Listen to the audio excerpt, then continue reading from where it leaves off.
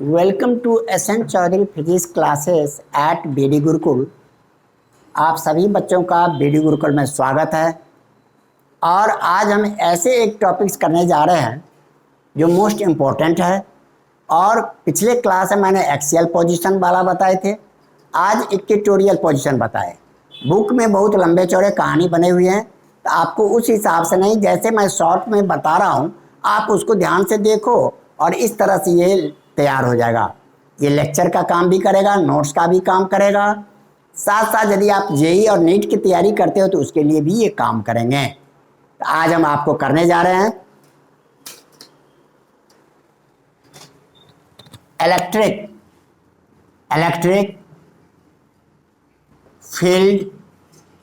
Field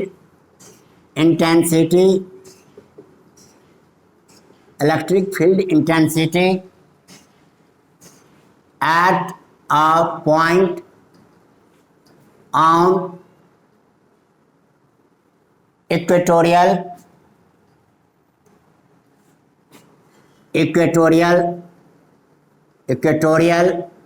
position.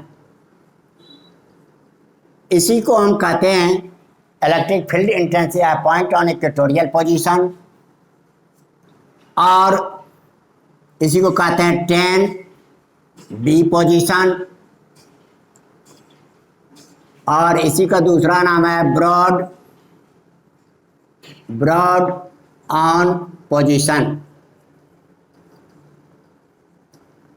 कहने मतलब electric field intensity आप इक्वेटोरियल पोजीशन करके क्वेश्चन पूछ लेगा। Derive an expression for electric field intensity at a point on equatorial line या इक्वेटोरियल पोजीशन, या इसी को पूछ लेंगे derive electric field intensity at a point on broad on position या 10B position due to electric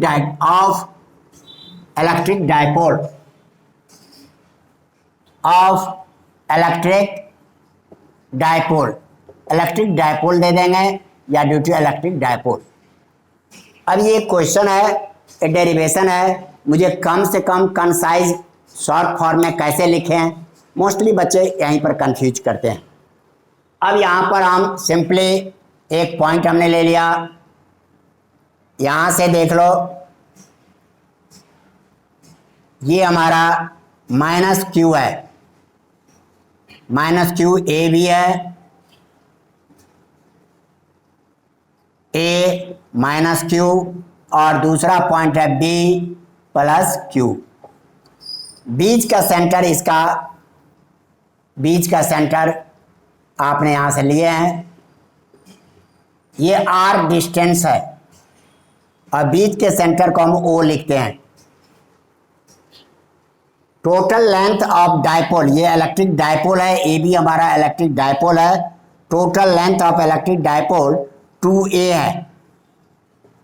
इसी तरह से A से O के बीच का डिस्टेंस हमारे पास A है और O से B के बीच का डिस्टेंस हमारे पास A है।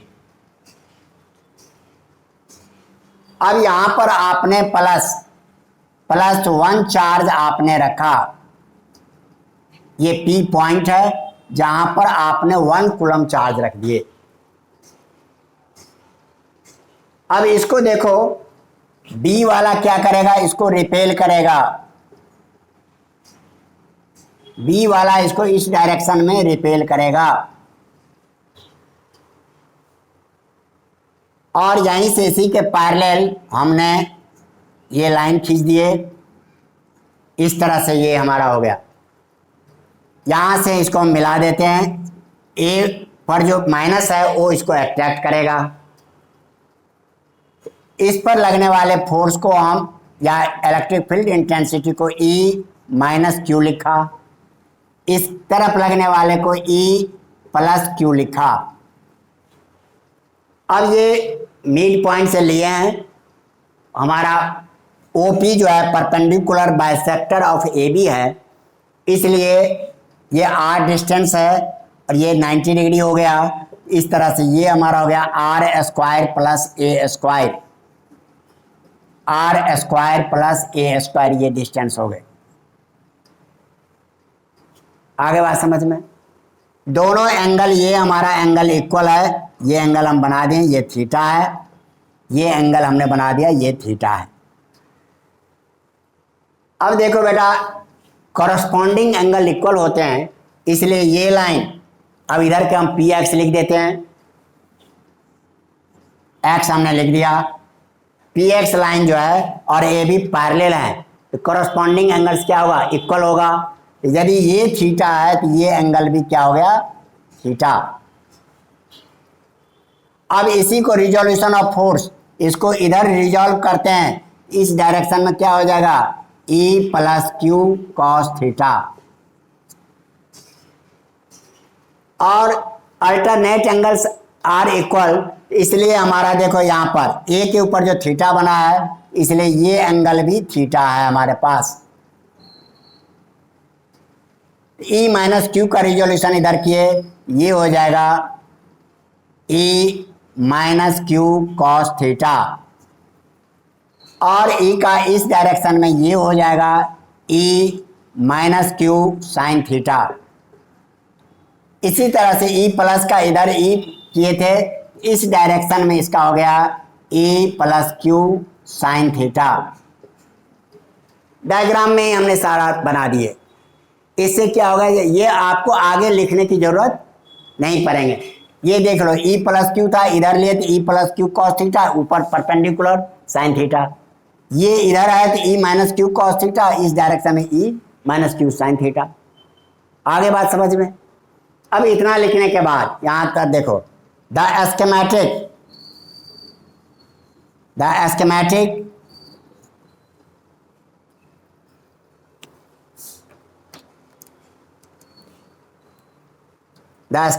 diagram of the situation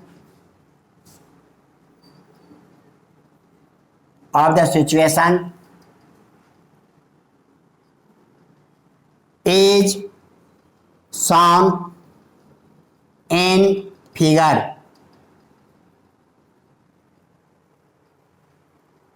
अब यहां पर figure, the magnitude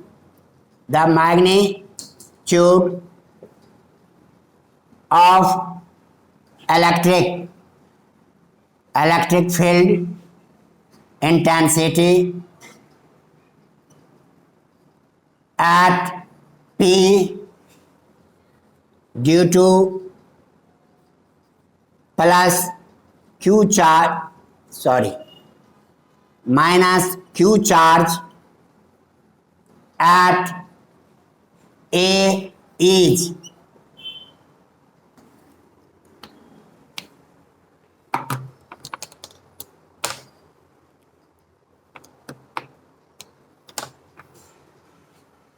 E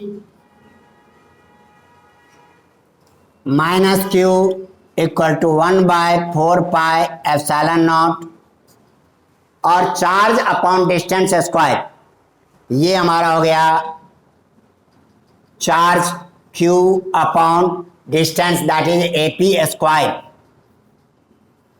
AP का वैल्यू क्या है बेटा, R square plus A square, तो रूट है तो रूट हट जाएगा स्क्वायर करने पर। This equal to 1/4πε0 Q upon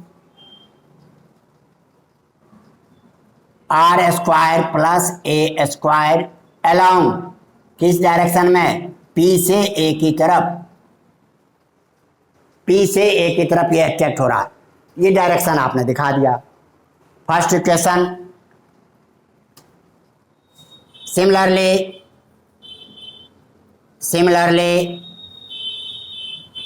the magnitude of electric field intensity at P due to plus Q charge at B is E plus Q 1/4πε0 Q upon, यहाँ पर देखो ये डिस्टेंस स्क्वायर, ये डिस्टेंस भी R square plus A square का root under है, square करेंगे तो रूट हट जाएगा। यहाँ पर सबसे पहले हम बीपी स्क्वायर लिखते हैं, this equal to 1/4πε0 Q upon R square plus A square.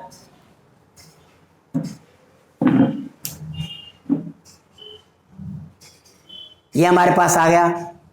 अब यहां पर दिस इज सेकंड इक्वेशन। अब यहां पर बाय सिमेट्री, यहां क्या लिखना है, by symmetry of diagram it is clear that E plus Q और E साइन थीटा दोनों इक्वल अपोजिट है। देख लो बेटा, E प्लस क्यू का भी वही वैल्यू है और E माइनस क्यू का भी वही वैल्यू है, इसलिए इसका ये यदि E प्लस साइन थीटा इसमें लगा देंगे तो वैल्यू सेम रहेगा। तो इसको कहते हैं वर्टिकल कंपोनेंट। और यहां पर लिख देना simply by symmetry of diagram it is clear that vertical components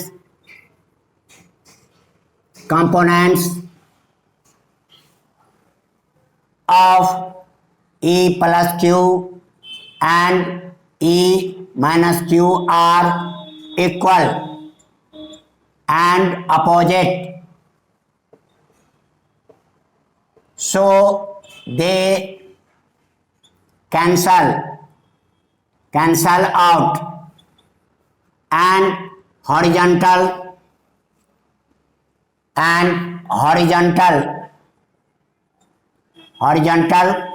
components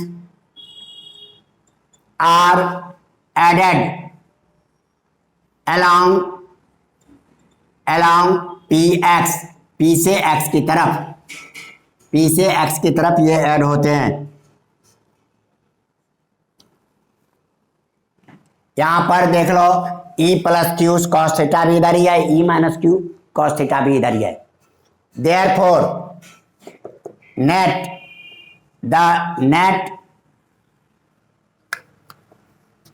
the net electric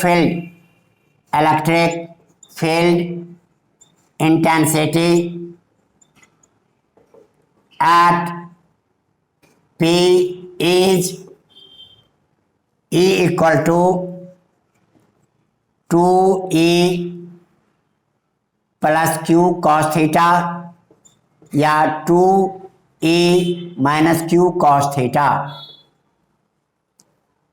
बेटा ये भी हम लिख सकते हैं, इसी को डबल कर दिए, या तो ये इसी को डबल करके लिखो चाहे इसको डबल करके लिखो, दोनों सेम ही है। या वैल्यू पुट करके हम सेम कर देते तो हम डायरेक्ट 2 में किए, कुछ स्टेप बच जाते हैं लिखने से। अब ये हो गया 2 into 1/4πε0 Q upon R square plus A square. और कॉस थीटा की वैल्यू बेटा ये लिखो, चाहिए दोनों का वैल्यू सेम ही है। कॉस थीटा की वैल्यू क्या होता है, बेस अपॉन हाइपोटेन्यूज। बेस यहाँ पर a है और hypotenuse R square plus A square है, into a upon R square plus A square का रूट, ये हमारे पास है। कैलकुलेशन में बायो के बच्चे भी देखते हैं, उन्हें कैलकुलेशन में थोड़ा दिक्कत होता है तो एक स्टेप बढ़ा लो। देख लो Q ऊपर वाला जो है इसको हम क्या लिख देते हैं, 1/4πε0 को अलग कर दिए, Q इंटू 2A को एक साथ कर दिए, और नीचे में R square plus A square का पावर कितना है 1, और रूट का मतलब क्या हो गया पावर हाफ। ये यहां पर क्या मिल गया R square plus A square, समझ लो power 1 into R square plus A square power 1/2। ठीक है यहां तक। अब इसमें देख लो but Q into 2A equal to electric dipole moment that is P, therefore E equal to 1/4πε0 P upon R square plus A square whole power 3/2। ये हो गया अलोंग पी एक्स, पी से एक्स की तरफ। आगे बात समझ में। दिस इज रिक्वायर्ड एक्सप्रेशन लिख सकते हो, आपको निकालने के लिए कहा है, तो this is required expression, this is required expression. लेकिन आपको कभी कभी शॉर्ट फॉर पॉइंट नंबर 1 में ये सारा लिख रहा हूं मैं, ध्यान देना। पॉइंट नंबर 2 में देख लो, for short electric dipole, for short electric dipole r square very greater than a square, so a square is neglected means it is removed, its value is considered as 0, इसकी value 0 मानते हैं। अब तब तुम्हारे पास क्या बन गया, E equal to 1/4πε0 Q upon R square power 3/2, 2 और 2 कैंसिल हो गए, ये हमारा हो गया E इक्वल टू 1/4πε0